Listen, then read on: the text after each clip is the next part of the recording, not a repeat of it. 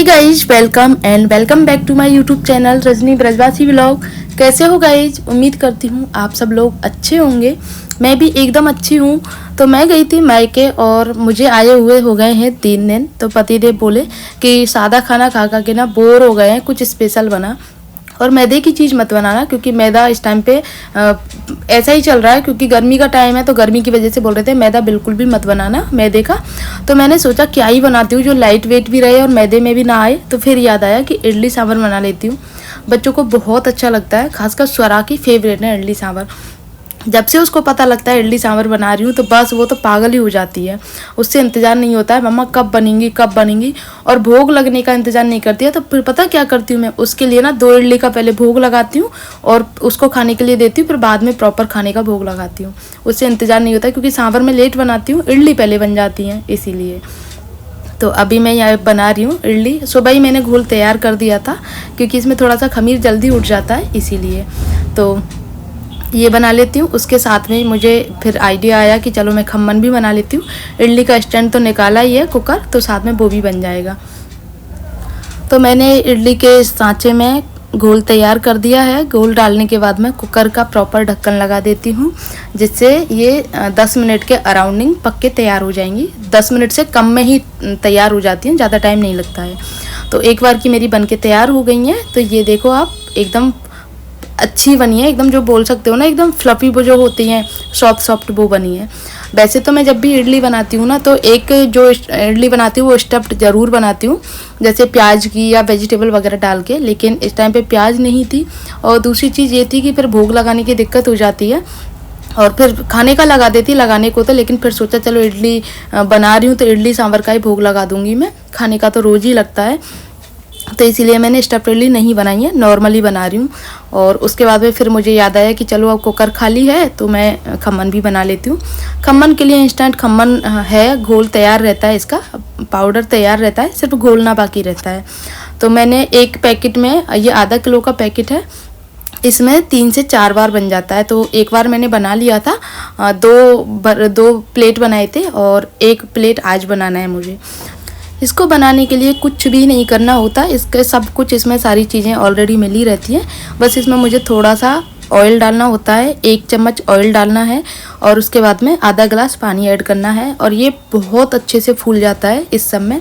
इसको रखने की भी ज़रूरत नहीं रहती है कि आप इसको 10 मिनट रखो, नहीं, तुरंत बना सकते हो। जैसे आप घोल तैयार करो देन उसके तुरंत बाद ही आप इसको बना सकते हो।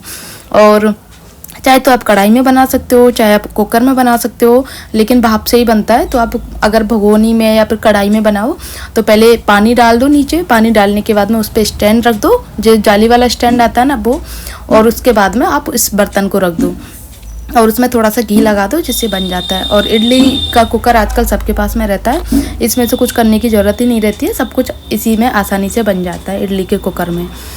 तो यहाँ पे मैं इसको घोल लेती हूँ, और घुलने के बाद में एकदम परफेक्ट तैयार हो जाएगा। और फिर दिखाती हूँ कि ये घुलने के बाद में कैसा हो जाता है। तो पहले मैंने इस बर्तन में घी लगा लिया है अच्छे से, क्योंकि जिसे चिपके ना, ज़्यादा नहीं लगाना, मेरे से थोड़ा सा ज़्यादा डल गया था, तो एक्स्ट्रा घी मैं निकाल देती हूँ। और घी लगाने के बाद में जो हमने ये घोल तैयार करके रखा है इसको डाल देते हैं। और जब ये पूरा प्रॉपर तरीके से डल जाए तो उसके बाद में इसको डैप डैप करके पूरा प्रॉपर सेट कर देंगे।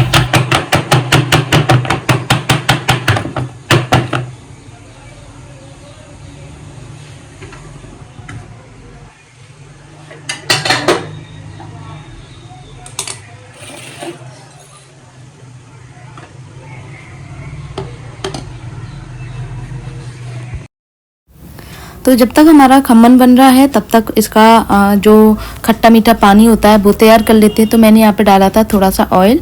ऑयल डालने के बाद में राई, और राई को तड़का लगाने के बाद में मिर्ची डाल दी है, बीच में से 2 काट के और 2 पीस करके उस तरह से मिर्ची का तड़का लगा दिया है।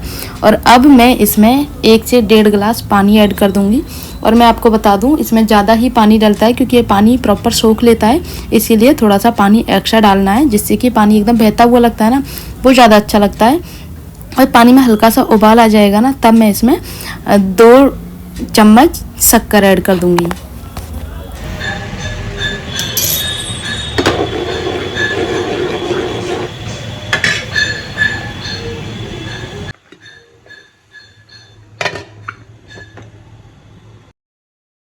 इसको पकाने के लिए एकदम परफेक्ट टाइमिंग होती है 20 मिनट की। 20 मिनट जब हो जाएं तब इसको आप चेक कर लेना। चेक करने के लिए आपको बता दूं, चाकू की नोक से इसको चेक कर सकते हो। अगर चाकू में गीला गीला लग के आता है ना तो आप समझ जाना ये अभी और पकेगा, और जब एकदम परफेक्ट निकल के आए तो समझ जाना पक चुका है। तो यहाँ पे मैंने ना इसको ऐसे निकाल लेना है। और ये सब करते हुए मेरा हाथ, उंगली है ना बहुत बुरी तरह से जल गई थी, क्योंकि भाप एकदम से निकल के ना मेरी उंगली में लग गई थी और बहुत जलन हो रही थी गाइस सच में। तो यहाँ पे मैं इसको उतार देती हूँ। और आपको एक चीज़ और बता दूँ मैं, ये वैसे तो छोटी छोटी चीज़ें होती हैं किचन में, लेकिन बहुत इंपॉर्टेंट होती हैं गाइस। हो सकता है बहुत से लोगों को पता हो, ज़्यादातर लोगों को पता ही होता है। ये जो इडली कुकर होता है ना, एल्यूमिनियम का होता है, तो इसमें अगर बहुत पतली लेयर का होता है, इसको आप अगर बिना पानी के कुकर को गैस पे चढ़ाओगे तो ये बिल्कुल मेल्ट हो जाएगा।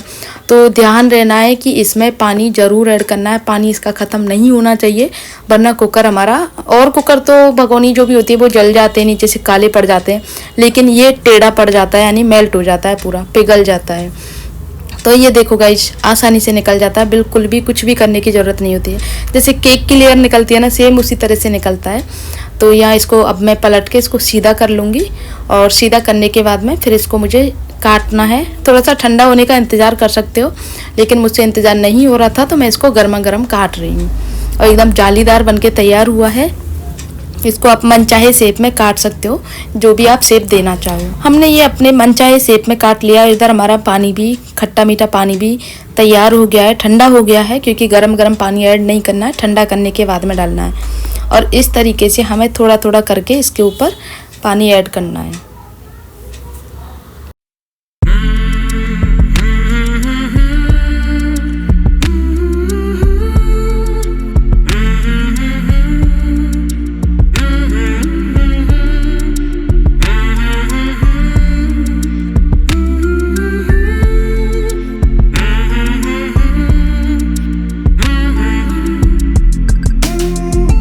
खमन हमारा बन चुका है, इडली बन चुकी हैं। अब मैं सांभर बना लेती हूँ।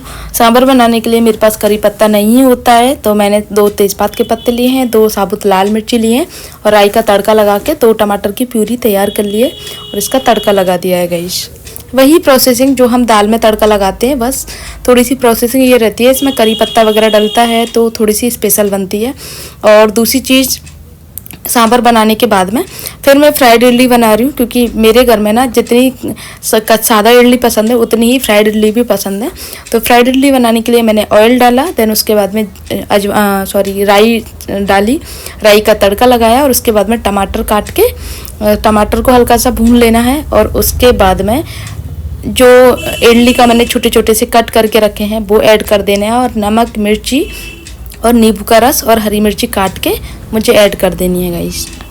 तो गाइस फाइनली आप देख सकते हो इडली बन चुकी है, खमन बन चुका है, सांभर बन चुका है, और इधर आलू की सब्जी बन गई है पापा की, क्योंकि पापा इडली सांभर नहीं खाते हैं तो उनके लिए मैंने आलू की सब्जी बनाई है। और इधर टमाटर पक गए हैं तो इडली भी फ्राई कर लेती हूँ। तो एक तरह से मेरा ना पूरा किचन का काम कंप्लीट हो गया है। अब मुझे जाना है गिरिराज जी के दर्शन करने के लिए, क्योंकि मैं ये बिल्कुल भी नहीं छोड़ सकती हूँ, ये मेरे रूटीन में शामिल होता है, जो बहुत ज़रूरी होता है। अगर मैं किसी दिन दर्शन करने नहीं जाती हूँ तो मुझे अधूरा अधूरा सा लगता है। और परफेक्ट थाली हमारी तैयार हो गई है। इधर नारियल की चटनी भी बन चुकी है। नारियल की चटनी नॉर्मल तरीके से बनती है, इसमें सिर्फ 2-4 दाने चना के दाल के डालने होते हैं, बाकी सारा प्रोसेस वही रहता है। ठाकुर जी का जो मन होता है ना तो वो बनवा लेते हैं, एनी हाउ कंडीशन। तो यहाँ पे थाली कंप्लीट हो गई है, और आप लोग बताओ आप लोगों को कैसी लग रही है थाली। सारी चीज़ें बन के रेडी हो गई हैं। मैं दर्शन करने गई थी और आधे रास्ते से मुझे लौटना पड़ गया, क्योंकि बारिश आ गई थी ना, और अभी बिल्कुल मौसम साफ़ है। अभी मैं जाऊँगी शनिदेव पे, आज शनिवार है। अब देखते हो, मौसम तो ऐसा ही हो रहा है, लेकिन फिर भी देखती हूँ। फिलहाल भूख की थाली कंप्लीट हो गई है, और अब चलते हैं, बच्चों को खाना खिलाऊंगी। और आज के ब्लॉग को गाइस यहीं पर एंड करती हूँ। आई होप आप लोगों को अच्छा लगा होगा। अच्छा लगे तो वीडियो को लाइक करना, शेयर करना, कमेंट करना। मिलते हैं नेक्स्ट ब्लॉग में, तब तक के लिए बाय।